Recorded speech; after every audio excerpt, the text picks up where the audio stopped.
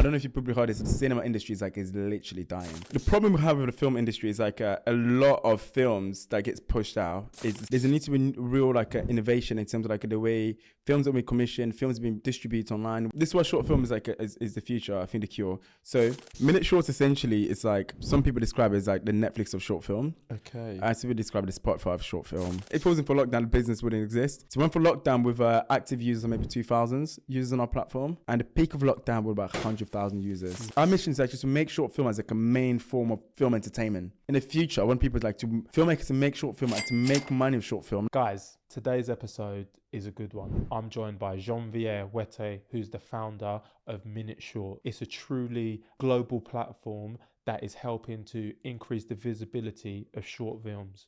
We talk about his journey, why he founded the business, and we talk about the film industry as a whole. Did you know, guys, that the film industry is dying? It is dying. Cinemas have been shutting down since COVID, and Janvier talks about the plans he has in place to help revive the industry. This is such a sick conversation to anybody who loves film, who loves TV, who loves going to the cinema. This is going to be one you do not want to miss. Now over to the show.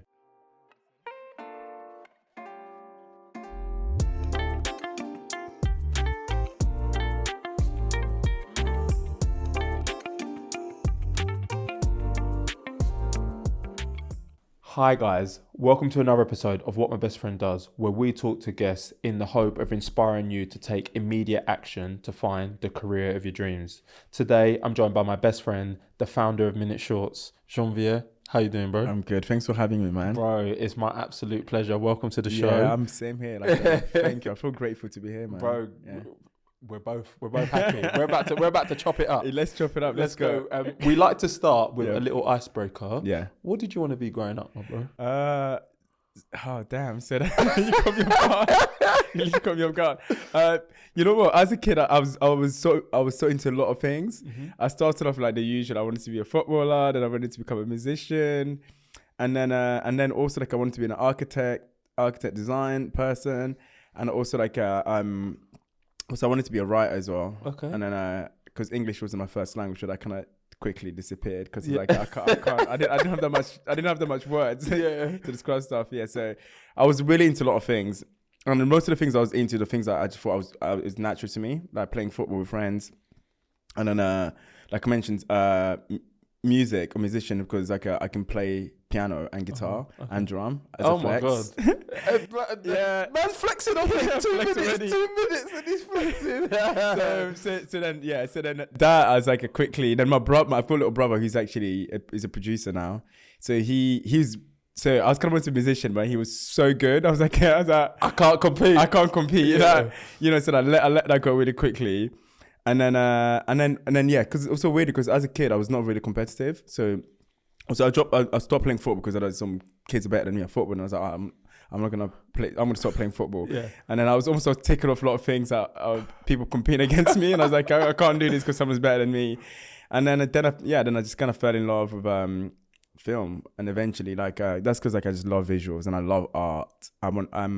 I kind of dabble a little bit in making art and stuff. Okay. Yeah. Okay, sick. So you fell in love with visuals. I love that phrase. But before we get into that, let's take it back. You mentioned the fact that English wasn't your first language, isn't your first language. Yeah. Can you take us on your journey, bro? Where is it you're from? And where did that love of visuals come from? So I'm originally from Congo. I'm not, Congo. but big up Congo. Big up Congo. Yeah, come big on. up Congo. So Kinshasa, like DRC. So raised in Paris, and then I moved here when I was 14, 15. Mm-hmm. So I spoke Lingala, French, before I spoke English. And then it's the usual thing. I moved here straight to secondary school. Like I literally spoke no word of English. I mean, maybe I spoke like the usual, like hello, how are you? But I spoke literally no word of English. So as a kid, I kind of early teenager, I was kind of really quiet. I don't know. You know what? Maybe in the last few years, I'm not that quiet. You come out your shell. I come out of the shell because maybe the confident what I'm doing now. But as a kid, all the way up to like in my early 20s, I was kind of quiet. I kind of kept myself to myself, and that was it was also the language barriers, all this other stuff. And then because of that kind of when I was in school, I didn't really spoke that much English or etc. So then what happened is that I really fell in love like YouTube. So I was used to be one of those kids like after school, I'm going home, you know, using those dial-up internet. You have to like your mum have to shout at you every half an hour. It's like get off the thing. I need to call back home. Yeah. And then so I spend a lot of time like watching like YouTube videos. So I'm literally a YouTube generation. Not now, but like back in the days when, you know, I didn't really watch so much TV. And I was kind of watching loads of small clips of random videos. You know, the early days of Kanye West's music videos. There's a guy called Neil Bill. He directs most of his stuff. His early days, now he's like one of my good friends, and he's like literally the most inspiring person. I think back then, the visual, this guy Neil Bill, there was like a few other directors that were making back then, is what really inspired me to like get into visuals, not film, just visuals. I was really loving the whole kind of like artistic videos that were being made.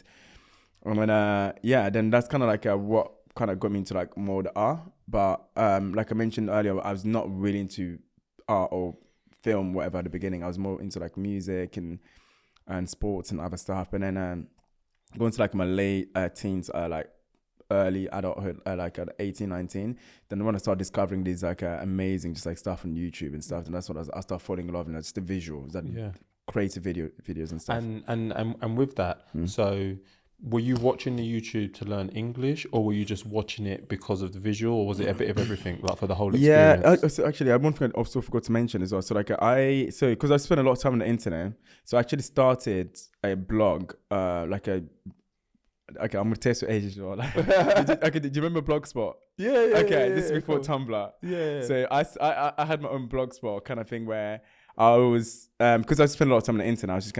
I used to like post about a lot of things I was into. I was into lots of visuals, like with videos. So to answer your question specifically, so I was not watching YouTube to learn English.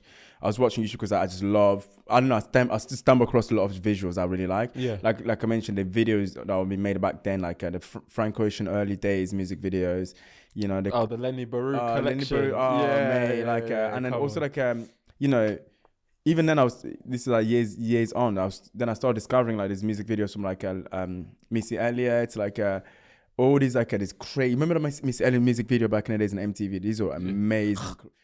With the 3D, all this other stuff. And then it was just like these visuals, like to me, it was like what I was into. That was my cinema. Yeah. And then so I started to love music video, and eventually I started discovering these like this short form clips, like they were like short form films, but these weren't like music video. They were not like documentary. They were just like these creative short films.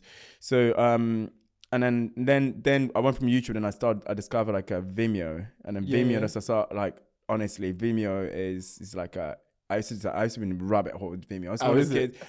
I'll be on Vimeo from like 10 p.m. to like 3 a.m. just watching clips. Just watching clips. And then so let's say you're in your late teens now, you're watching Vimeo. With all of this inspiration that you've got, like what's the next step? Is it go to university? Is it get a degree? Like hone your craft? What's kind of the pathway that you take? So like my late teens, so like this is like when you're doing A level, it was like, what are you gonna do and stuff. So like I don't know why I did this. I ended up like basically doing advertising in Brighton Uni. Okay. Excuse me. And then I don't know, because I was like, I didn't really know what to do. But then in my head, I was like, I just wanted to do film. Yeah. So almost internally, I wanted to do film, but then I did like a safe option. It's like, let me do advertising, marketing. Yeah. Because like back then I was like, I kind of did a bit of research. There's more marketing jobs. And also remember back in the days in school, like they'll be telling you like, oh, by the way, you don't make money in creative industry. Yeah. You don't make money for the artists. So I was like, oh, I'm not going to be a filmmaker. I'm like, I'm not going to do that. Yeah. So I'm going to do marketing. So then I went to Brighton. And then so my first year at Brighton Uni, and so I was going to Brighton. Then one of my best friend now, Edwin, I met him randomly in Shoreditch, like before I went to uni. So he lives in Brixton. So after the first year of Brighton and my summer holiday, I went back home, visiting London, and then I spent a lot of time in Brixton. This story makes it connect the dots. Yeah, I got it. So then he so at the time, Made in Chelsea, the TV show, if you remember, Jonathan came out. I know. And then I spent a lot of time in Brixton with him. And I was like, well, like, I was watching this Made in Chelsea thing. And I remember that my cousin who lived in France, he called me. Every time he called me, he always laughed at me. He was like, by the way, you guys are so posh. And I was like, why do you say that? He goes, oh, because I seen this stuff Made in Chelsea. I watched Made in Chelsea. I was like, bro, that's not us. Yeah, I was about to say, that's not us. Made in Brixton. That never happened. No, exactly. So then I wrote literally a little kind of script thing called a little kind of literally like sentence, like trying to explain to him that there's a place called Brixton, and I was like, I'm gonna make a TV show called Made in Brixton, and I ended up making this concept just to prove it to him, and then this concept, and then me and my best friend end up shooting a pilot, basically it's like an episode, of this thing called Made in Brixton. I'm kind of downplaying it, but we hired actors. One of my friends is a filmmaker. He used to like be a camera assistant for BBC, so he had access to equipment. And so he helped us shoot it. And my friend Edwin, he's a writer, so he wrote the script. Oh wow! And I directed the whole thing. We hired like some actors. We kind of faked some scenario because Made in Brixton is like it's a fake reality. We faked some scenario. So we shot this thing and in the summer. After my first year. The summer holiday, so we shot this pilot episode. Didn't think much of it. We put out a teaser trailer on YouTube, and at the end of it said coming soon. And bro, I'm not telling you, it went viral on Twitter. Is it? And they went viral on Twitter, and then a lot of like a national newspaper, including the Sun, Evening Standard, Huntington Post, all wrote about it as if there's a big production company behind it. And I was like, what the fuck is going on? And then Channel 4 got in touch with me and they bought it. They bought the right of it. And this is like before I went back to uni. The whole thing happened literally. It was like, let's say it happened like April. Then by the time it was like October, it was literally owned by Channel 4. And did they make it? And so it's like for legal reason, like basically they bought it. Oh, okay. Et cetera. So anyway, so they bought the right of it, and then I found myself working with Channel 4. So I had to I'll start working with Channel 4 while I was still at uni. So I'll go to uni and then I'll do some stuff for Channel 4. Wow. And then I remember my lecturer, uni, they're like, oh, by the way, if you work really hard, one day you might work for Channel 4. I was like, bro, I'm working with them. I'm not even working with them as an assistant. I'm working with them as I'm developing TV show for them. I'm like in a development writer's room with them. Yeah. And that was kind of what got me into the film industry. Okay. And did that give you the bug? Like that taste working with Channel 4? Yeah, so that was kind of like because before that I was kind of like I mentioned, I was really into a lot of things, but then this thing was like I thought of an idea literally with no existing experience in the film industry or the TV industry, and I ended up making this TV show which went viral. The newspaper wrote about this and Channel 4 bought the right over. At the time it was quite good money for I was like 19 and I was like, this is crazy, and then that also made me believe that I can actually I can make film, I can make a TV show. And then like I mentioned, I was still at uni and I was going to literally, it'll be like, it sounds really bad, but I was literally skipping a lot of uni. Bro, like I don't know. Trust me, I didn't have a deal with Channel 4. I still skip uni. So don't touch me. I was skipping uni lectures and stuff, and I'm making an excuse. Oh, but I feel I don't know. I've got a tummy bag.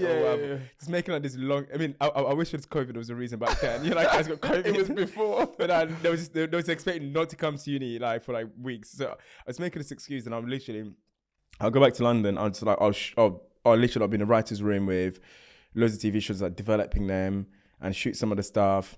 And then I was like, I'm actually a filmmaker. I'm a legit filmmaker. I'm working with one of the big TV platform in the UK.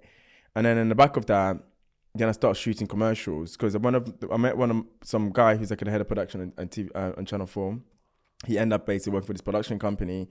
And he was basically he just loved the fact that I was really kind of rusty. I'm not trained. Yeah, you're not polished. I'm not polished. I was one of those guys that I just had ideas, just flying ideas. And he's like, he after he left Channel 4, went to work for the production company. He's like, he just kept hiring me to shoot loads of commercials. Wow. I shot pretty much a lot of Apple, Adidas, Nike. I was literally and also bear in mind, I went from shooting this thing for Channel 4, I'm shooting this TV thing with maybe 5 guys, whatever. In the space of a year, I found myself in a film set with 200 people. I'm the director. I'm like, how the fuck did that happen? Oh my goodness.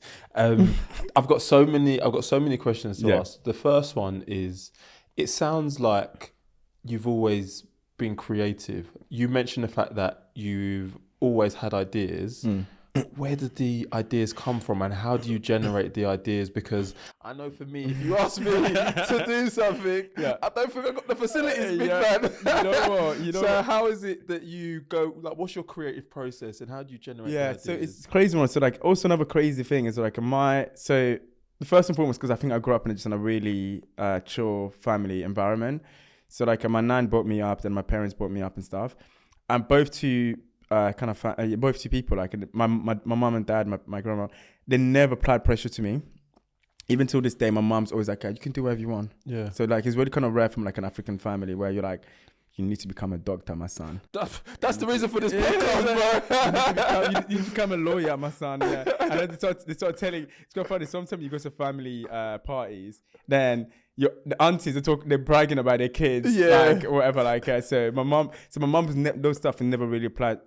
She never really applied pressure to us. For example, I do what I do. My brother is a musician, and my sister's the only one probably has a normal job. Yeah, and then my other brother's a YouTuber. So we're like, my mom always installed into us like, since we're kids, like, I want you guys to be happy, do whatever you want.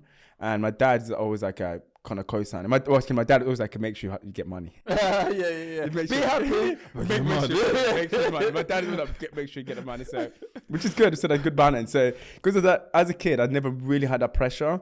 But then when it comes to kind of generating ideas, there's one thing I've thought this a lot of time actually. I think there's one thing like maybe it's also natural to me, and also on top of that, I spend a lot of time consuming creative ideas. Yeah, like I used to be one of those kids that I would go to like, I don't know, because like I mentioned when I was young, I had maybe one or two friends, so like I used to just go to like galleries or walk around, go to loads of galleries randomly. And then, like I mentioned, I used to watch loads of YouTube things. So when you consume loads of things, you get the ideas. And then also, and those ideas are like innate in you. But I think there's a combination of like me being inspired of what I consume, and also just I think there's maybe and more so. I think that's like just naturally to me. I love that. Yeah. What I heard there, and I think for the listener, to anybody who maybe doesn't feel creative. I think you really have to be obsessed. Oh yeah, and you didn't say it, but when I hear 10 p.m. to 3 a.m., I'm hearing obsessed. I'm obsessed. When you say Vimeo, I'm like, what? Yeah. I'm one of those people like I always say this. I'm not really into a lot of things, even though I mentioned at the beginning. So if I'm in something, I'm into it. I'm like, my friends know me. I'm into it. So even to this, my best friend, Ish. So the other day, so we're kind of like it's one of my first friends when I moved to London.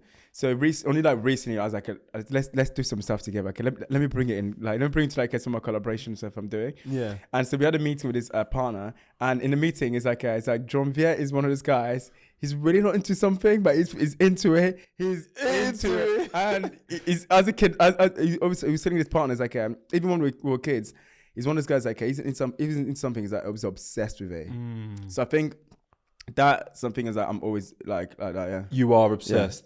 And then the other bit I want to touch on, so it sounds like you've always had like a little bit of a connection, right? So you had the person who worked at BBC. Yeah. You had the person who I think you said was like a writer. Yeah, look at my friend there. My friend's a writer. Edwin. So I suppose where I'm going with it, to somebody who's listening to this and maybe they don't have that connection from the start, obviously you were able to shoot that trailer pilot. To anybody who wants to get their foot in the door, do their first project, like what would your advice be to them? So I think first and foremost, I think you know what's crazy? I think if you asked me this like maybe 2 years ago, my answer would be different. But I think now with a bit of experience, I think try to create a genuine friendship with people. So for example, like my friend is a writer, he's like my friend. So like we just met randomly in Shoreditch. She used to work at this old top man in Shoreditch years ago. And he just looks like, if you see him, literally looks like a stepped out in his 70s. You know? Wears a leather jacket, whatever. So he's like, so I thought it was really cool. And I had a camera at the time. I was taking pictures of people randomly in Shoreditch. And I was like, bro, wow, you're so amazing. And we became friends from that. And then the other guy who's my friend, he knows how to use a camera. He's a cameraman. We met from like this film, like after school film club thing. Yeah. I'm proper nerd. Like we used to like just go to the film club, like talk about films. So we became just friends. Obsession. Yeah, exactly. Obsession. There we go. Like proper like obsession. Like literally, it's like, oh, you know, I'm not taking enough of Vimeo, so let me actually go to a film club. Yeah. So we just became friends at this film club, and we used to like literally, we meet up and we talk about films all the time. And so we just like, there was a genuine friendship, which our friendship is like film, and the other guy, Edwin, because we both love music and stuff. So then when it came to ideas, sometimes like, so at the time, let's say this, I'll give you an example of these two people. So when it came to when I was thinking this idea of Made In Brixton, I was like, I know a friend who's a writer. I said, I know a guy who's a cameraman. And when I asked them, but then I asked them, we're already friends. So it was kind of easy. So it's like, when I reached out to nobody, I've got this idea. He's like, cool, you're my friend, let me do it. And I found that a lot, that thread kind of approach, it happens a lot with like current, even now with my business and stuff, which I'm going to get to. Yeah. A lot of kind of partnership boils into that. Literally a friend of mine who was a friend we met years ago, and he was reaching out and said, oh, is that bro? Like, I haven't heard it from a while. Like, by the way, XYZ, there's a brand that's willing to put this on the table. You're the first person I thought of. I'm like, yeah, let's do it. Yeah. Vice versa as well. No, I hear that. So basically the takeaway I have from that is like, let's say, like you said, you know, you didn't have many friends maybe initially when you were a teenager, but you've put yourself in positions to meet people, and you're not just meeting people to meet people, you're making genuine friendships. Friendship, yeah, it's a genuine. So to the listener, go and find your tribe, whether it's, that person looks cool on the street, whether it's the film club, go and find like-minded people, because you're going to be able to experiment with them. And then once you experiment with them, the world is your oyster, and anything can happen off the back of it. Exactly. I mean, this is the same thing. Like when you meet rich people, like most opportunities comes from their friends. They're like, you know, you meet them. They're like, oh, by the way, my friends we went to the same school. He's the head of like Sachi. Then he's like, oh, okay, cool. Then he's like, oh yeah, I just kind of reach out to him. Yeah. Like, you know, I wanted to like put some deal on the table. That's the same thing. Like literally, I think my whole career is always like things I'm into, I put myself in a situation of meeting those people. So if I'm into film, I go to cinema, I'll go to like a film screening events, and I'll go to like film clubs. Even till these days, I still go to like film clubs. Like You love it. I love it. I'm like, I'm a consumer as much as you know, I go to film club, I go to film screening events so I can just meet people, because I love. When I was young, I was kind of almost in shell of myself, but now I'm like, I'm getting more open. You're like a butterfly. Literally, literally, I'm out all the time. Yeah, I love it. So, we've digressed, but I love it. Yeah. So, you had the directing jobs. Let's just say you finish university, you get the degree. Where is it you go to next? So after that, I started to just like. I was freelancing most of the time, and is that as a director? As a director, as a self shooter, they call it. So you shoot and direct at the same time. That's what I did for Vice. Okay. So my advice is this, like, to a lot of creative people: before you get into your full time job, please just like freelance, experiment a lot of things that you're into, and crazy thing now, I think freelancing now is probably easier because there's more, you know, you have the social media to find jobs and stuff. Back then, you have to know people. Yeah. So after left uni or all the other stuff, I started freelancing as a self shooter, directing, producing, so commercials like I mentioned, and I kind of float around to a lot of things. I shot some stuff in America. Then eventually, I end up at Vice. Vice, I was still freelancing, but almost like I was there all the time. Yeah. So it was the best thing ever. It was like freelancing, but you're getting the freelance money. Yeah, you're getting freelance money. You're there 5 days a week, so you're getting paid like really well. Yeah. So I was there literally for, I don't know how long, for like 3 years maybe. Wow. And I was like shooting loads of this documentaries. I mean, if you know Vice, you know the stuff. Bro, I was talking to you. It's like. The epidemic in Atlanta. Like the cartels of Colombia. These guys. So back then it was wow. Just like literally. So it's quite crazy. Like, so one of my first projects at Vice was I pitched. I did. So I went to Japan, with my ex, like when I was like 21 or something. And I loved Japanese culture. I was like, wow, this is amazing, whatever. And I discovered this, that there's a massive dancehall scene in Japan. And you know what's crazy? Even recently, I saw a clip. I saw that clip. Yeah. I'm like, bro, these guys haven't stopped. They're still going. Yeah. This is like years ago, over 10 years ago. I remember like, so me and my ex, which you know, in Turkey, was kind of driving around, whatever. And then we end up in this like an underground club, and we're like, they had the lingo, the dance. I'm like, yo, this is crazy, bro. I think the clip I saw, it was a Mapiano. I'm a piano, and also even like the grime scene is massive, whatever. So back then, so I ended up this underground thing. They had literally even the lingo. I was like, yo, these guys this is crazy. Yeah. And then this obviously like it's a bang to my head that I did, whatever. Years later. So I end up like Vice. The first idea is like I wrote on a piece of paper. I went to the guy, the head of commission and Vice. It's like, bro, this is the idea. We should shoot a documentary about dancehall in Japan. 2 weeks later, I was in Japan shooting it. Wow. And then I ended up just like shooting loads of stuff for Vice. I shot one called Blood Diamond in Central Africa, which is like crazy. Oh wow! And that was like a life threatening because we have to be escorted by the UN. It was just like mad. So you went to like a mine where they actually make the... Yeah, it was mad. I mean, so we actually didn't go to the mine, but it was like, it's a weird, so you can see those documentaries. Basically, there's like these two tribes. They're fighting because of the religion thing. That's what they were kind of saying it, but they were fighting because this land had the diamonds and stuff. And then we kind of did an investigation. Then when we were doing an investigation, we were shooting loads of stuff. Then it kicked off. Wow. And then the UN literally is like, you guys need to leave like now.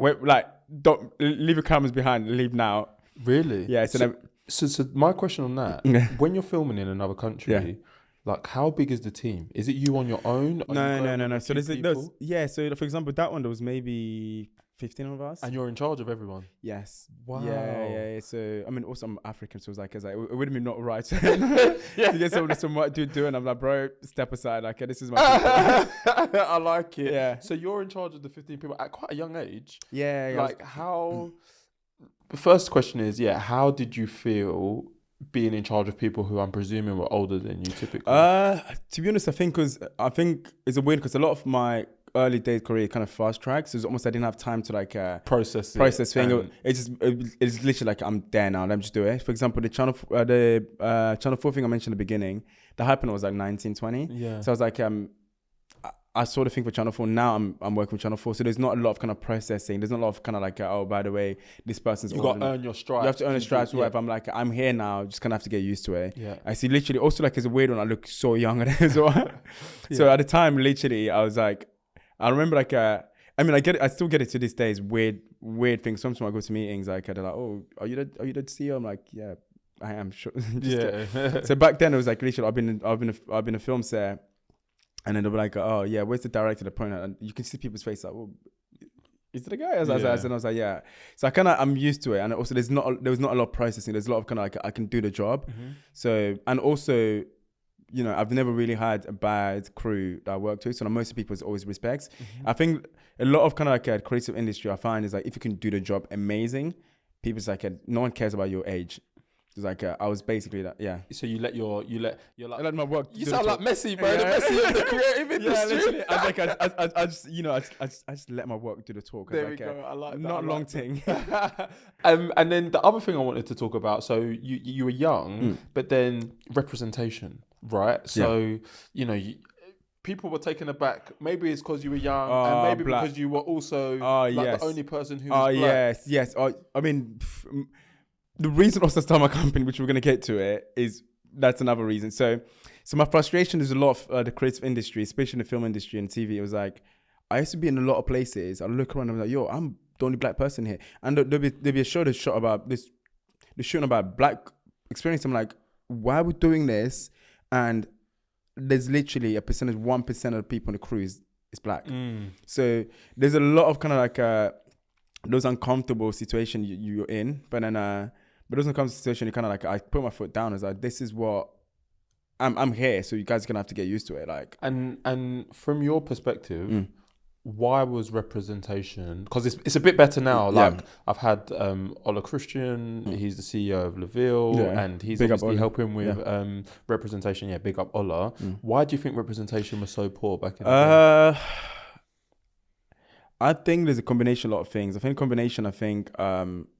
opportunities were not given to people. Or if opportunities are given, they'll give you like opportunities, you're the assistant or something. And then also like there's not a lot of ownership of our own stuff. And then for example, all of what he's doing now, he has leverage to like talk to certain companies. By the way, if I'm coming to work with you, I've got something you need from me. Yeah. So I think now a few of us start owning things. So there's a bit of like a different conversation we're having about brands and stuff. And then also I think also there's the lack of education as well, and representation have been shown to us on media. So like for example, now you can see like there's a lot of criticism in terms of like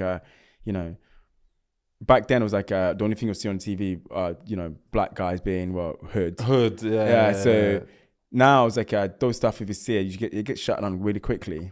Now we're all about black joy, like black success, black all that, excellence, if you call it. And so I think there's a representation of the media the way it's shown to us. Lack of opportunity, lack of ownership, and also like on top of that, because we didn't really have those things, there's not also a lack of confidence within ourselves. So confidence in the sense of like being in a space where when you feel something's uncomfortable, to say something. And even I've been also a victim myself with that. I didn't feel confident to say some things, but now obviously, bro, like no, times have changed. Times have changed, my friend. No, it's so funny you say that because I'm like, is it like because of the generation of our parents who like immigrated here, because they want us to become doctors, become lawyers? If you say, hey mum, I want to work, my friend, you better just go and do your mathematics. It's crazy. Like I had this conversation with someone before about this. Like, so here's the thing. So our parents, when they came to this country, is to survive. So most of us, actually, when you look at it economically and whatever, we're not surviving. We're actually contributing. There's a thing called Black Pound. I don't know if you heard about this. Black Pound?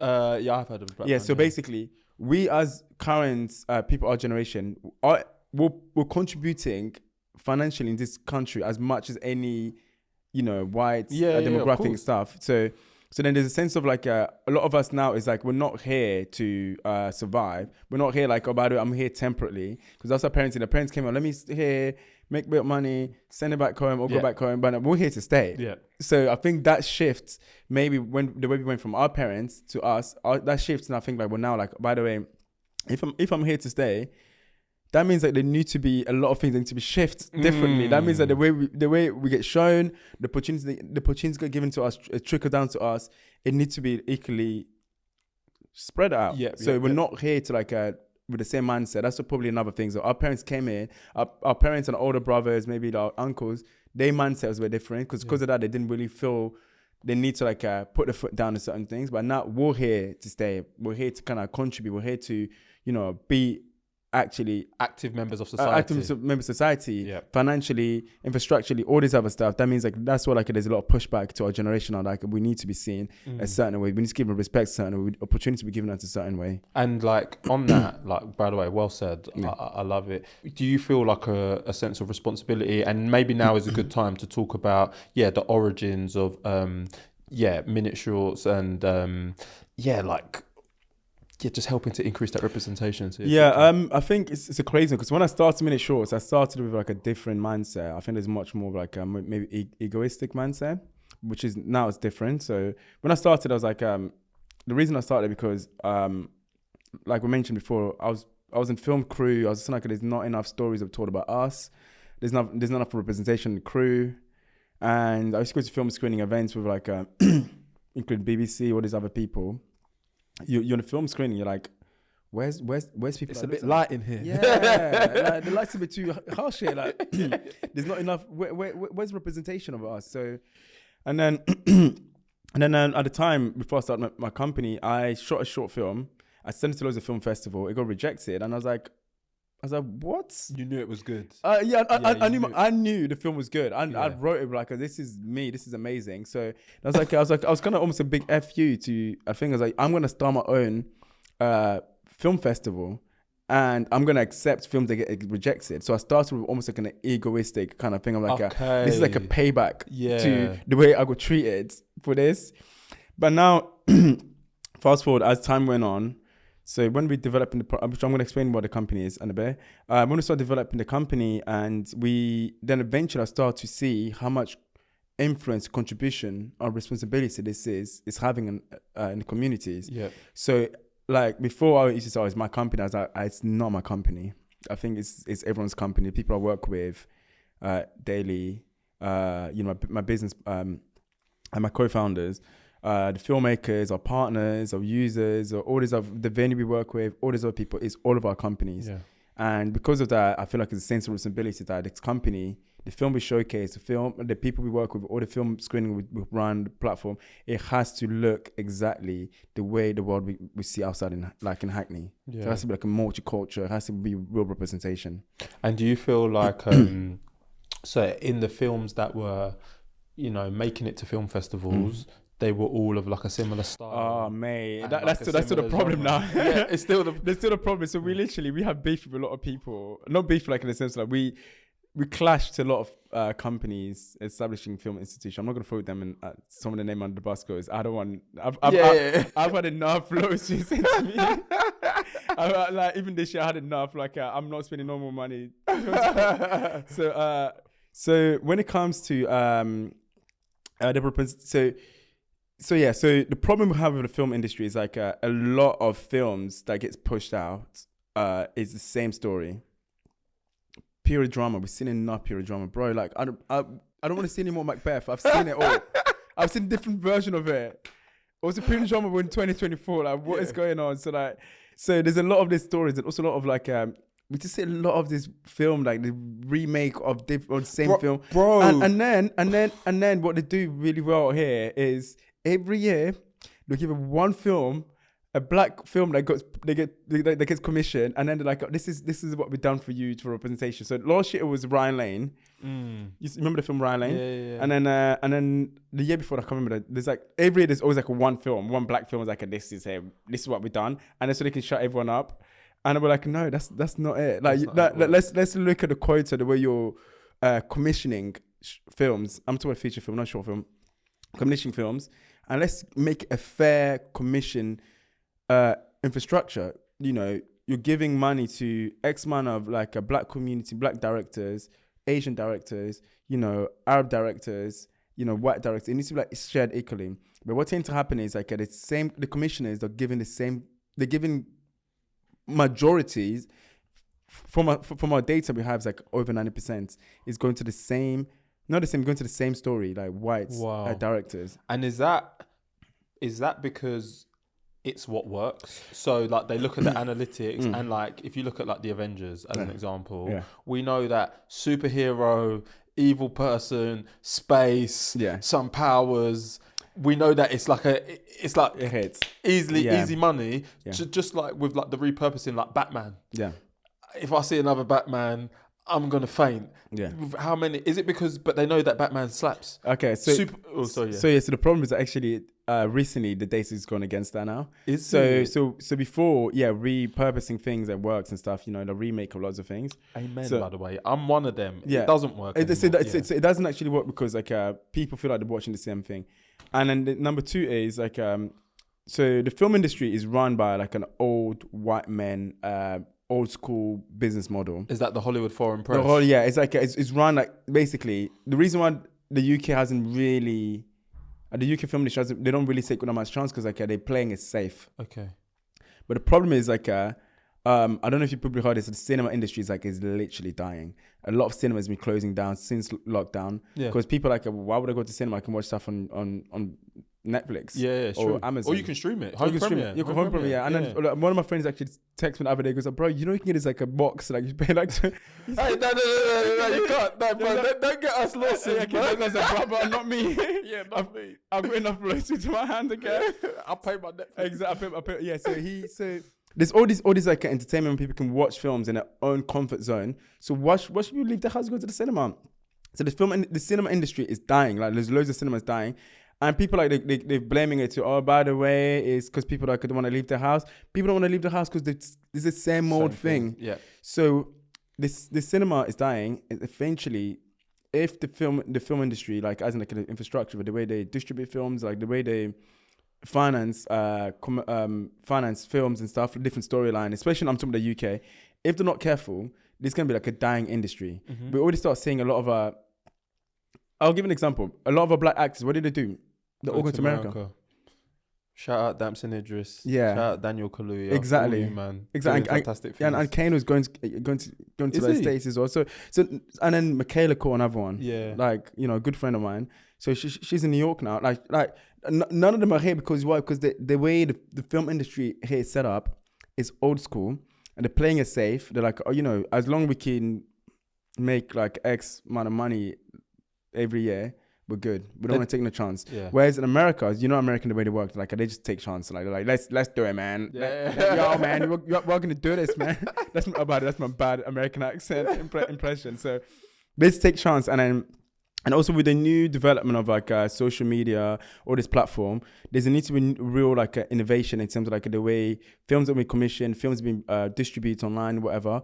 And we start seeing it slowly. It's getting better. There's a guy called I don't know if you heard of this TV show called Dream Whilst Black. No, I haven't. It's like it's a BBC TV show. There's a guy I can't remember the name on top of my head. He got commissioned by the BBC for the second season.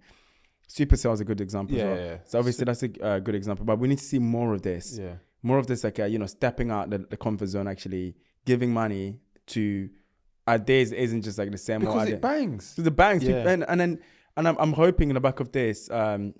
Big up Ratman, also big up all this team, and you know, I'm hoping in the back of this there's a trend of like where they can commission more of this kind of like young, you know, black filmmakers who they just want to give their, you know, Supercell as an example, as a concept. It's sickle cell, supercell. And I just like that. I remember when the penny dropped. I was like, wow, this is amazing. And one of my friends, who's actually been on this podcast, Maria, she suffers from sickle cell. So it's like it is so prevalent in African American people. Exactly, and then you get feel seen as well. You're like, you know, these are like a condition, like, you know, for black people, like you get seen, and there's so many beautiful, amazing, interesting side of us as black people we haven't been able to experience. We haven't been able to like showcase it on film because we've only been told like you're only allowed to do this. Yeah. If you do anything outside of that, no. Yeah. So I'm hoping this is a message to all the kind of commissioners, white commissioner watching this. Give finance and let people do what they need to do, and you get stuff like Supercell. I love it. And just on that, I know you've just said that, but you know, you said something so deep, like the film industry is dying. My question to you, what's the cure? I reckon literally the cure is short films. Okay. So here's the thing. So the current generation, so like I'm talking about the young Gen Z, maybe Gen Alpha. So my brother's 19. Don't kill me if I might get your age wrong. 19. So he's been to the cinema maybe once. Also, I remember trying to take him to cinema recently. He said he has no interest. Wow. So all his friends asked him what do you? I mean, I literally work with all the cinemas in London. Like I was like, I'll give you guys cinema tickets all the time. I can send a lot of cinema tickets. I can also, if you want, I can put you guys in a private cinema to watch film. They're like, nah, we don't want to. And I was like, there's anything that they have zero interest going to cinema.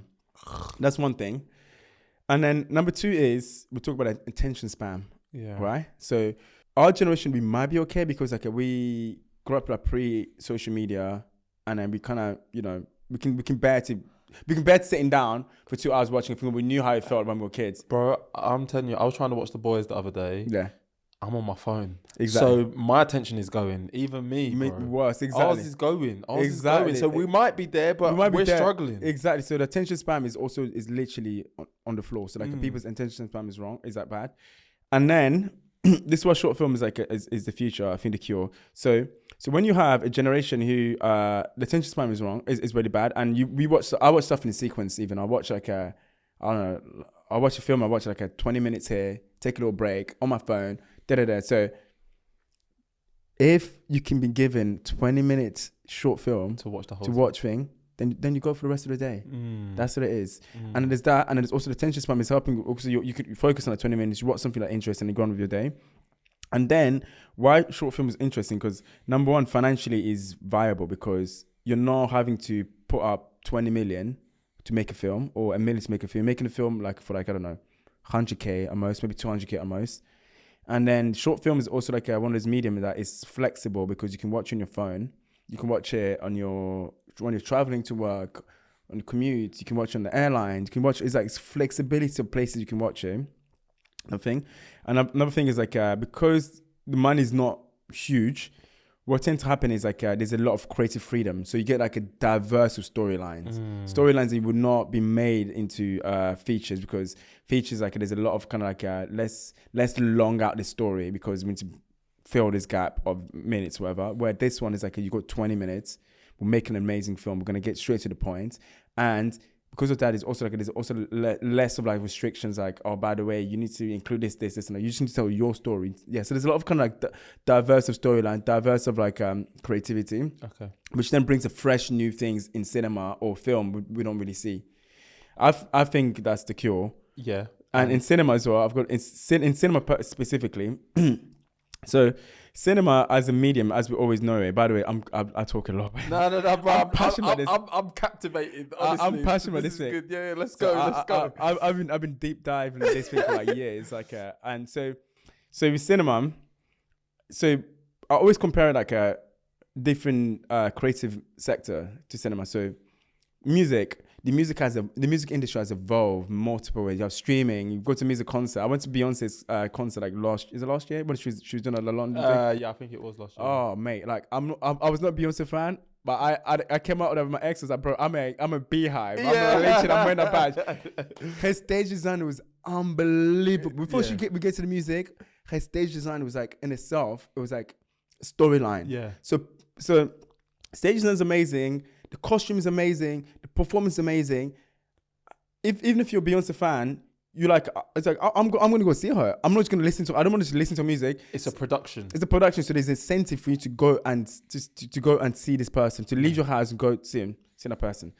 In cinema, what is incentive for me to like? Let's say there's a new Batman comes out. Okay, maybe Batman. Let's say Batman. Okay, yeah. There's a new Batman comes out.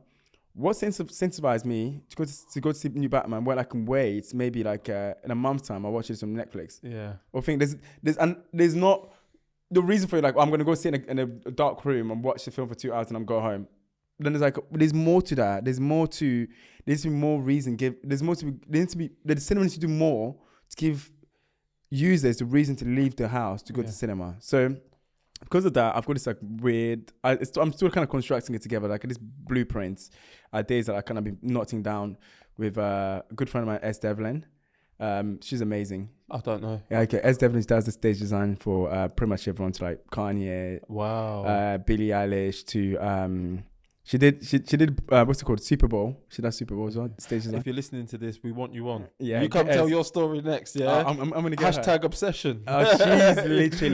She's like the godmother of stage design. Well, let's do it, bro. She's the creative director for the Olympic 2022 in London. Is it? She is like big. Wow. So Estee Evelyn. E.S. Devlin. S. Devlin. Okay. So I met her like years ago, and then we kind of chop it up and stuff. But then I reconnected with her like 2 years ago, and then we're talking about this idea of cinema. You know, like cinema's dying. What do we do? And so I come with this idea is like a cinema basically needs to take the approach of like architect design or stage design into cinema. What that means is like you go into a cinema, instead of just like a cinema sitting down, you're watching film. They need to be like projectors. You know, it's kind of like an installation where you want to make it immersive. Immersive cinema. Yeah, that's one thing, and also play around with cinema. Like cinema is not just a place to go watch film. So cinema needs to be like a space where you meet communities. So, for example, let's say Rio Cinema in Dalston. That space, they can have the cinema room, whatever. There needs to be also a space where there's like chess nights. There's I don't know, pottery nights. There's like writing class, whatever. So it becomes a real community. People to go there for a reason. Yeah. I don't want to leave my house to go watch film because that film I can watch in a month's time. Now films literally they're going streaming like literally the same day, especially Disney films. Yeah, like Disney Plus is going the same day. So like, what makes you think I'm gonna go Yeah. spend my money in the cinema. So there needs to be a reason to give people that. Yeah. That's the thing.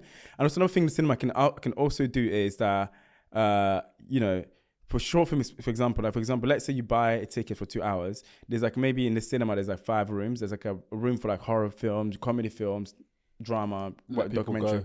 Then that 2 hours gives you access to spend 20 minutes here in horror, 20 minutes in comedy, etc., etc. So you pick and choose. So, but it's a good idea, but that one there could be an overcrowding issue. Because let's say there's one that people like more than the other. But let me not knock your ideas. Okay, because these ideas are sick, and it's going to save cinema. Yeah. But we digressed. Where we were going, and I can't believe we've not spoken about it. Minute Shorts. Yeah, Minute Shorts.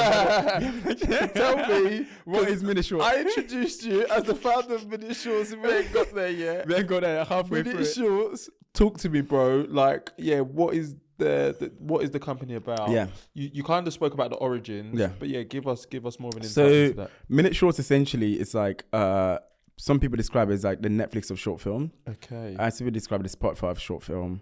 It's well, the best way to explain it is like it's a streaming service that allows people to watch this incredible short films from around the world. How long are short films typically? So films on average at 10 minutes long we have on our platform, but then the maximum is at 25 minutes. Okay. There's 1 or 2 films above that a little bit, which kind of like let it slide because like and it's like, but then on average it's at 10 minutes long, and then as we mainly focus on like a next generation of filmmakers because we believe the next generation of people gonna change the film industry, the way films were made, the stories that's coming through. So we focus on average age, probably like 28 years old filmmakers. Okay. But then we're not ageist. So like we do have filmmakers in our platform that are way older than us. So like Nabil, he's got his film there. Skepta's got his film there. Obviously he's not in his 20s. Oh, is it? Yeah. Tribal Mark? Yeah. Oh, okay. Six. So then we do, it's a streaming service. We also do what they call distribute films. We distribute films. So it's an app you can watch on. It's available on a mobile app. It's also a website. We also distribute films on airlines, American Airlines, Jetlag Canada, and we distribute films Britannia Ferries, a cruise. Oh wow! And then we recently signed a deal with this company called 3SS. We're going to start distributing films in cars in 2025. Hopefully only in the back seat. And in the back seat, yeah, not on the front seat. No, we'll get sued quickly. Literally. Like I mentioned, so there's a new these electric cars coming out, and most of them are gonna have like the backseat entertainment. Okay. And so that we're gonna distribute films in like loads of cars in we'll start off in the UK, but then we're gonna start expand it out. And what would, if I had to, you're the founder, what is the mission of Minute Films? So our mission is essentially to become like a global platform, like your Netflix or Disney, that people can discover films, can discover talents, and also start commissioning talents globally. I'm talking about, we'll go to Mozambique, we finance filmmakers, we set up a cinema there, we distribute their films. Like we want to be a global platform for not just like viewing films, but also for building communities around the world, specifically in film, and also financing and distributing that. I love that. And speaking to you, am I right in thinking that if you want to become a director, typically you would start by making short films? So you're kind of like almost like the feeder club. So if it was football, you play for the youth academy and then you get called up to the big. Do directors cut their teeth in the short films because they can express themselves completely creatively, and then that gets the opportunities for the big films? But I really like that question actually. So yes. So what tends to happen is a lot of filmmakers, they make films as like short films as a stepping stone to make the feature or TV. So it's a proof of concept. That's what everyone calls it. Yeah. So we're coming in, we're like, bro, if it's good, why are we calling it proof of concept? Yeah. It's like, for example, like, again, I'll use this analogy because I love music so much. Chance the Rapper. Yeah. Before he was massive, just releasing mixtapes. So think of like short films bases like mixtapes, and then feature films like album. So we're now on the stage right now. If your mixtape bangs, why wait? Why are we saying it's a mixtape? So to the point right now, actually, I try to tell a lot of people, like a lot of filmmakers, including musicians, like you should call your stuff just projects. Don't try to label like a mixtape or short film, whatever. EP, whatever. Like if it's good, it's good. Chance the Rapper is a great example where he became good, became successful, and and became popular, just mixtapes, as big as any rappers around the world. Yeah. So what we're trying to, so our mission, I'm just added to that as well. Our mission is actually to make short film as like a main form of film entertainment. In the future, I want people filmmakers to make short film and to make money with short film. Another thing short film doesn't do is people don't make money from short films. Mm-hmm. Before us, essentially, I think we actually the blueprints of how to make short film. Or how to make money from short film. How to make money from short film, historically speaking. Wow. People in the past, they made a bit of money here, like it's like a little trickle down here then, but there's not an actual real infrastructure, how to distribute films, how to make money, whatever. So we're coming in and we're like, this is a medium we believe it can be financially viable with a right business model, with a right infrastructure. So we're almost starting from scratch, from like something like a complete from scratch. We start setting up a little like business model, business infrastructure, the way we distribute films, the way we build community from film screening events. So then we can grow this business eventually, start getting brands to pump money into this industry. And in the future, in the near future, filmmakers, there won't be need for you to make feature film to make money, or to make feature film to feel validated as a filmmaker. You can make a short film, then it goes global, everyone's watching, it's getting millions of views, you're making money from it, you are validated as any filmmaker that's making a feature film. I hear that. So I'm going to ask this question that you might laugh at me. Yeah. Are you going to set up your own awards show to bring it all the way back? No, you know what? I don't want to say never.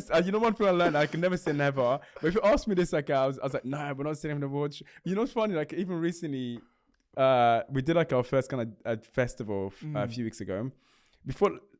Last year, I was like, we're not doing a festival, man. We're like, we're just doing a streaming service. We're out here.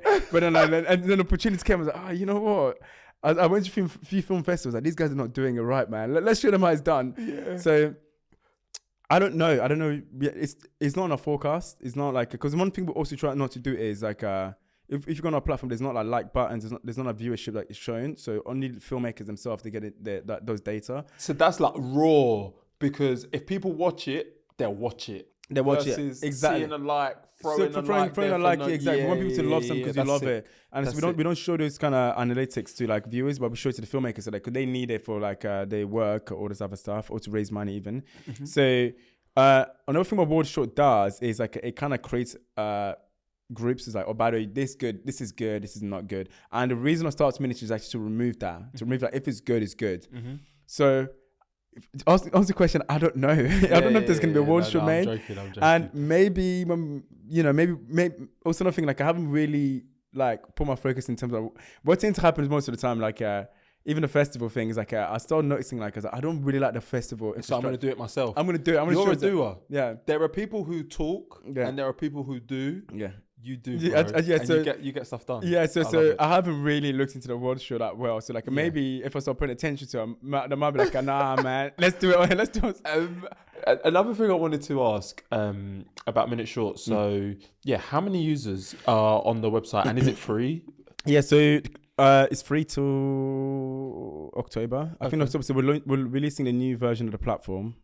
This is the version we always wanted to release actually. So in the last the company's been around. So one thing I didn't mention, we launched the company in 2019. Oh, just before COVID. So let me tell this story really quickly before I answer the question. Please do. Launched in 2019, and the first year is we did everything you're not supposed to do running a business.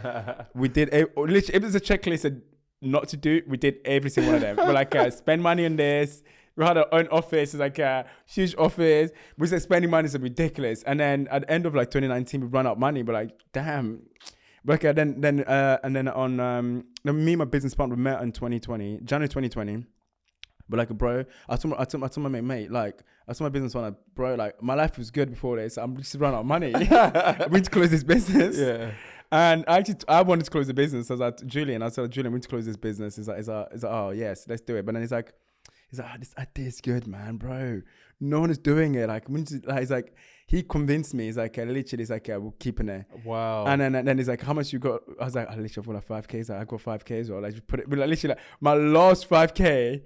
Literally, when I'm swapping your bank, like, I literally wiped out my bank. Yeah. Here's my 5K. We put into our business account. Like, let's do something with it. Wow. And then two months later, then we're going to like lockdown. And I always said, if it wasn't for lockdown, the business wouldn't exist. So we went for lockdown with active users, maybe 2,000 users on our platform. And the peak of lockdown were about 100,000 users. Wow. And then during that time, we end up meeting a lot of brands like Samsung, loads of cinema chains that we met during lockdown. Because during lockdown, what we're doing, people discovering our platform, they're watching loads of short film. And we're also hosting this online screening. I can't remember the name of it. There's you can watch films with people. Yeah. There's a name for it. Watch party. Watch party. So we're doing loads of watch party, and then we just it's a weird one. Like, when everyone's out here, out here in the park, getting lit or having whatever. Me and my business partner, we were working. It's literally like a normal working day for us. We get up in the morning. You're just working, so we just end up having loads of meetings during lockdown. There's a lot of we also have loads of agreement partners, partnership agreed during lockdown. Is that with the promise that after we come out of lockdown, we're going to do something together. Yeah. And then so the peak of lockdown, 100,000 users, and then lockdown finished, and obviously they dipped because everyone's went outside. Everyone's I had enough of the screen time, and it dipped. And then currently we're sitting on so our own mobile app and website is 200,000 users, and our TV channel is 1.2 million. You've got a TV channel with Samsung, right? TV channel with Samsung and LG and Xiaomi. And what is so that channel? Yeah. What, it just shows short films all day? It's just short films all day. So basically the way it works is it's called a fast channel. Basically it's basically all these smart TV that have their own Sky TV embedded it, you know? So then it's literally, I can't remember what number we're on, actually I should know this. So our channel is literally a Minute Short channel. It shows films all day, and then we make money from advertise. It's called advertisements.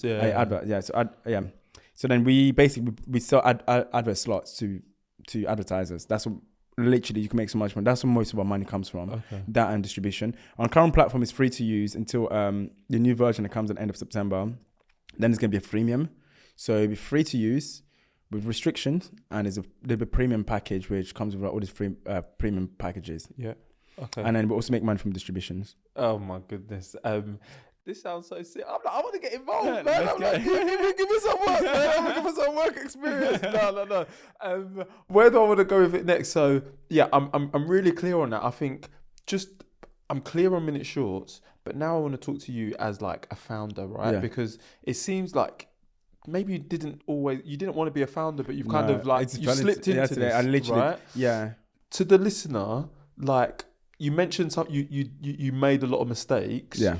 To anybody who's looking to start their own business, what are the key considerations? What do you wish you knew at the time, or what would you tell yourself? I would say get a mentor straight away. Get a mentor straight. Get a very specific mentor. So let's say if you're not good at maths, or you're not good at the financial side of thing, get a financial mentor. Yeah. And then you can also get a mentor that's not good for you. Then you get multiple mentors as well? You can get multiple mentors for the different things. For different things. So I would say from the get-go, get a mentor and have a friend that currently running a business or has run a business.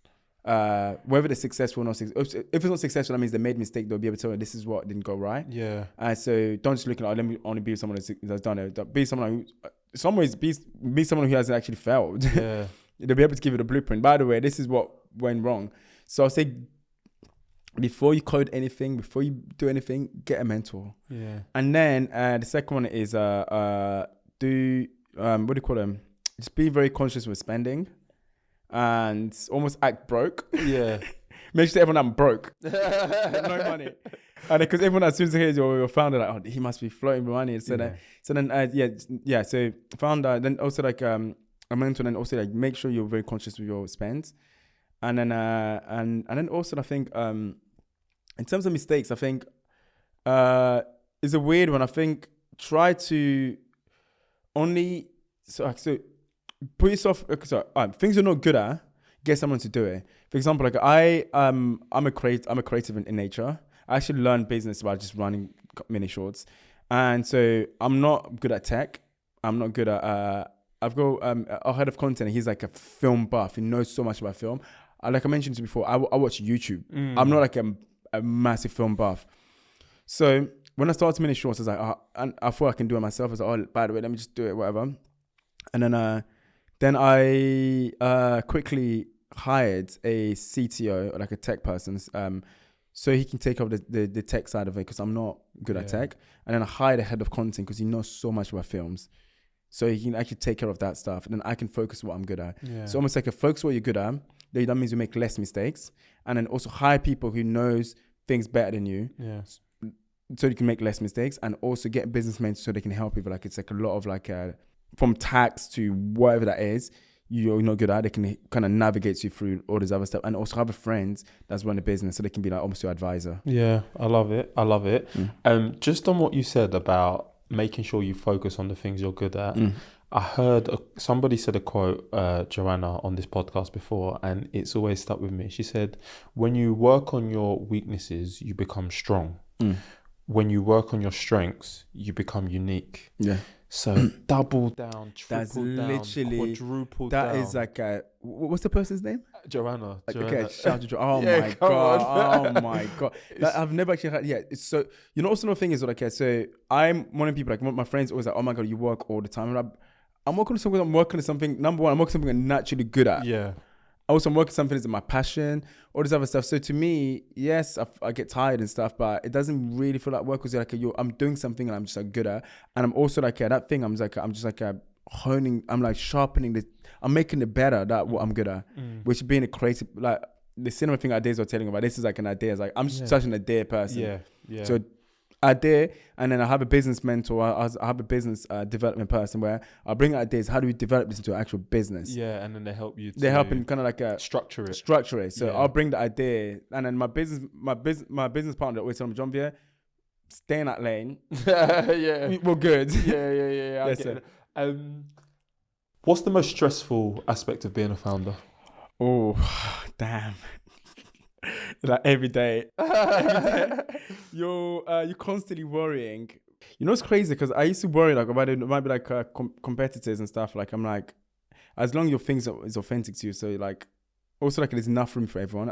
The good example I give is like if Adidas can exist and Nike can exist and Puma can exist, that means that you can do something similar to someone. So like that means that there's enough for everyone to 100%. Eat. So my biggest worry is at the beginning when I started Minute Shorts, I used to worry a lot about competitors. But then it's not until I understand, like, as long as I can stay true to myself, and me and our team, but like we're generally building something like we're trying to give back. So wherever like someone says, "Oh, your thing is not making that much money," but we're helping these people. Yeah. This is the data, how many people we help. Yeah. So that, as long as I have that, that's fine. So that doesn't make me that stressful in terms of competitors. And then the most stressful is like I think you just like constantly worry about are you making enough money? Are you hitting some kind of target? Is another company trying to steal your talents? That's very common. If you go like someone amazing, for example, a head of content, Regis, he's also a business partner. He's a amazing film curator. So sometimes I'm like, what if one day Netflix is like, yo, Minute Shorts films that the minute it's been curated is amazing. Who's that guy who's doing the curation? They can go and snap it. So I kind of worry about like a big corporate established companies come and taking your talent because they got the money. Because they got the money to do so. They also like, so you worry about that. You worry about the money. You're also like I had people that work with me who are parents as well. So you need to make sure like we have enough money because they've got kids to look after. I don't have kids. I don't even have a girlfriend. So like it's like, to me, I can like survive like whatever, but then they've got like a lot of responsibility, and I think you worry about that a lot. And then you also worry about like, are we actually, are we making a change? Because at the end of the day, you want to make something that isn't just you're making money, but are you actually giving something back? And that's what you want, impact. Impact, yeah. So it's my goal of Minute Shorts is always like to impact the film industry in the right way, in terms of representation of filmmakers and like more black filmmakers, more Asian, more Arabs, more. I want to see that. So then it's almost like I worry about a lot of that. I stress that a lot to a lot of meetings. I go to like external partners. It's like if for example, even Adidas, some guys we're trying to work with, I'll come to them. When I came to them, I told them like literally, this is our plan, and we want to make sure there's a real representation of filmmakers and talents that we're going to represent. So I worry about a lot of that. Okay, and just on that, like, where do you see yourself and the business in the next 5 and 10 years? Okay, cool. Oh, damn. I mean, it's a weird because I think I want to develop just outside of Minute Shorts. So like I think I want a business in the next 5-10 years to be established globally. So people talk about it as they talk about Netflix or even YouTube, you know. I want it to be like a well-known platform in the next 10 years. And then personally, whether I'm still in the business or not, I want the business to be successful. I want it to like, I want to see the business like to, you know, people talk about it as like, this is the platform that came in and actually changed the game in terms of representation, in terms of storyline that get put out. And then me, I'm interested into a lot of things. I'm interested in architect design quite recently, quite a lot. So maybe in the next 5 years, I want to dabble into myself into actually building this cinema I was telling you about. Yeah. And then that's something I'm really, really considering. I'm actually, currently I'm with, what's it called? Architects Association School. Okay. They're an architect school in central London. I'm doing like a guest lecture to them from next month. And so in return, they're going to start teaching me how to basically start building stuff. If you're looking for investors, let me just get a little bit of, let me just take the little change I have, man, because I believe in you. Yeah, it's the person. Yeah, so I feel like in the next 5 years, I'm gonna divert into that. Okay. And then also I'm gonna plug in. I'm launching a second business called Cortia with one of my best friends called Ed Sanders. I'm gonna say it now because the business I think we're launching in November. Okay. Essentially, it's a invoicing company where creators get paid straight away. You put your invoice into this platform, it does all the check, and we pay you the invoice straight away. Okay. So we're launching in September. So I'm gonna be like, I think in the next 5 years, I wanna. My worry in life is always like I don't want to be just known for one thing because I think there's a multiple part of me, but it's also like it can help or bring change or just not influence, but like help other people. So I think like I want to express that. Also, I want to try all these part of me as well. So I don't want to be just one thing. Yeah. So I want to Minute Shorts. I'm going to be Minute Shorts as long as like I'm here. Maybe one day it might get sold. Yeah. You know, maybe it might go IPO. Like I remember we're not thinking of it. It's more of like we're looking at literally every month. We're looking at like a target. Like you know, one thing about like we're looking at the now. Like we're like, this is what we need to do now. Sometimes, like, you know, when you're like, it's a crazy sometimes I'll be working on something, then I lift my head up. I was like, damn, what far then? We've come a long way. We've come a long way. Bro, you have to. Yeah, so I do that every once in a while, but I'm not focused like, let me look back or look forward. I'm like, let me actually take care of today and tomorrow. We'll take care of itself. Take care of itself. So like, that's what I do. And that's what I'm thinking of Minute Shorts. All the other stuff, like, like I mentioned, I want to get into like an architect design for interior design for cinema. Yeah. The cinema of the future. And then the second business I'm launching in November. Bro, this is we're gonna link it. Well, we'll try and link the November business in the show notes. Yeah, do it. This is coming up before November. I'm letting you know. No, that's fine. So fine. I'll send you that there is a Instagram handle where it's called KOTIYA.XYZ. Okay. So that's the new business that's coming on in November. Okay. But then Minute Shorts, I'm not going anywhere. Yeah. I'm here. I'm here to stay until like it gets sold or it gets an IPO. I love it. This has been such an inspirational conversation, man. I'm like so energized. Final question before we get into the quickfire round. To the listener who's listened to this, they've heard your story, like they've seen, you know, your journey. Like, what is like the one takeaway or piece of advice you have for anybody listening to this? Yeah. My thing is that I feel like I don't wait. Like I mentioned at the beginning, I'm one of the, like most of my ideas was like, I'll do it. Like I also like so is it Richard? What's the guy who runs Virgin? Richard Branson. Richard Branson. He says something about like I'm gonna paraphrase it. Say yes, then learn about it later. Something. This is only paraphrasing. So I'm one of the people like that same process. I'm like if I'm interested in something, I'm gonna do it. I'm gonna learn through doing it. Also, I'm not scared of like failing. I'm literally. Also, what most of the time people scared of failing because they're like they're scared of what people might think of them. I'm like, if you think I'm a failure, it's cool. Like I tried it. So it's the same when I started Made In Brixton. I was like, I didn't wait to like learn how to make film or whatever. I'm like, it's an idea that I think was strong. I was like, let me just do it. Minute Shorts, the same thing. I was like, you know, is an idea I think was strong.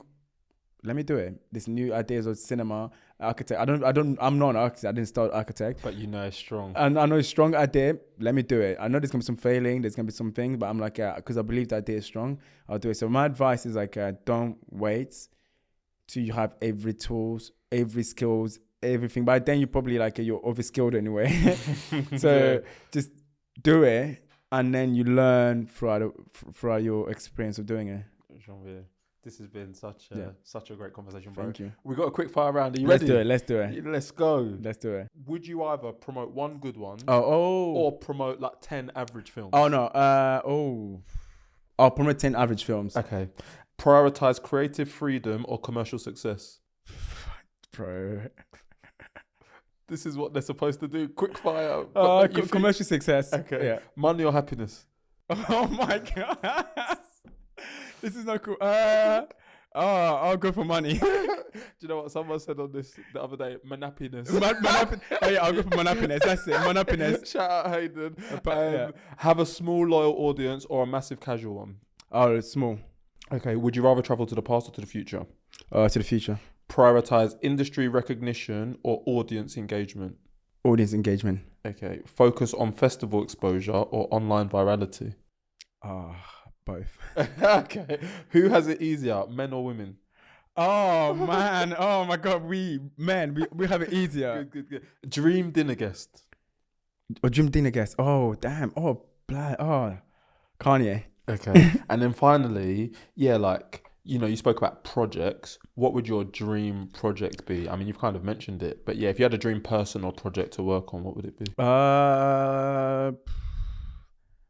I mean, what I'm doing now. Yeah. What I'm doing now, and also like, what I'm planning to do with the cinema thing. That's what I thought. Yeah, I think that's my dream projects right now. And like I mentioned, I'm one of people like I'm not really into a lot of things. Well, if I'm into something, that's my dream. Yeah. So I think the cinema thing will be my dream project, and maybe to do it with, like I mentioned, Kanye or S. Devlin. I mean, she's literally the god of like stage design. Yeah. And maybe Christopher Nolan as well to do it with him. Oh my God, Yeah. he's my favorite director of all time. Christopher, I'd love to do a short film with Christopher Nolan. Yeah. Okay. I was like, bro, manifest it. man. Yeah, Okay, go. Christopher, if you're reading Hey, this, come on. It's like the algorithm gonna find you on YouTube. Yeah. If you're reading this, like just know I'm ready when you're ready. Janvier, this has been such a sick conversation. We do have a closing tradition. With everything that you've been through, what advice would you give your younger self, and would you still be doing the same thing? Yes, I'll say I was almost like all my mistakes. I really don't regret it. Even some things like my mom's, oh my God, like no, I don't regret it. And the advice I give my younger self, I wish I was more confident with myself. I think there's a lot of kind of like when I was young, I was like almost like shut off myself. And I think it's not till literally my mid-20s, I was like, I started, oh damn, I'm good at this. Yeah. I must say there's also, is it imposter syndrome? Yeah, imposter syndrome. So I was almost like, I guess because I didn't really like study film or whatever, I was like, find myself, there's all things I felt like I was a fake being in the industry, but then I was like, I'm making this thing, in most cases, better than people who study it. So I wish a younger self, I was like more confident with myself. And then also the advice I would give myself is just like being confident of yourself. But, and also, you're never wrong with your first idea. Your first idea, you're never wrong with it. Okay. So especially if it comes in authentic to you, you're never wrong with it. It's only like when you start to overthink it, whether it starts to dumb it down. No. So more so now, whenever I have an idea, the first one, I'm like, I hold on to that. Yeah. And I was trying to make sure like I stay on that idea. I love it. Janvier, where can people find you, bro? So I'm on Instagram, so Janvier Wete, so it's like a Jan. I'm gonna put it in the link. I can put it in the link. Okay, there we go. I'm not gonna spell it. You know, I'm so used to explaining my name because every time I tell someone my name is Janvier, like Jean-Pierre. I was like, Jean-Pierre's like, they're like, Javier. I'm like, bro, I'm like, my name's Bayo. They're like, Brian. Yeah, exactly. I'm like, no, bro, it's not that. So find me on Instagram, Janvier, and Minute Shorts is Minute Shorts on Instagram. Yeah. And then I'm on LinkedIn sometime. Yeah, bro. We're gonna throw it all up. Yeah, but I think use Instagram more because LinkedIn is like, bro, you use LinkedIn, right? Yeah. LinkedIn messages, bro. This guy, they're lethal. They send you like, you get all sort of things on LinkedIn. I don't get as many as you, but I get enough. I get enough. You go to the point right now, I rarely look at my link, which is bad. I need to start looking into it more now. But Instagram. Okay. Yeah. Janvier, thank you, man. Thank you, brother. I Thank feel you. like you've given like just such an insight into the industry, and you've not just given an insight, you've given advice, and like you said, you've given the cure. Like you've highlighted there's an issue, and you've also given ideas for what can be done to solve that issue. So BFI, Hollywood Foreign Press, all you're welcome. You're welcome. I want my check in the post. Yeah, I will split it. No, but guys, if you've gotten to the end of this show, you know what to do. Make sure to like, subscribe, comment, share. Let us know how you found the episode. Let us know who you want to hear from next. This has been another episode of What My Best Friend Does. Go out now and take action and find the career of your dreams. Over and out.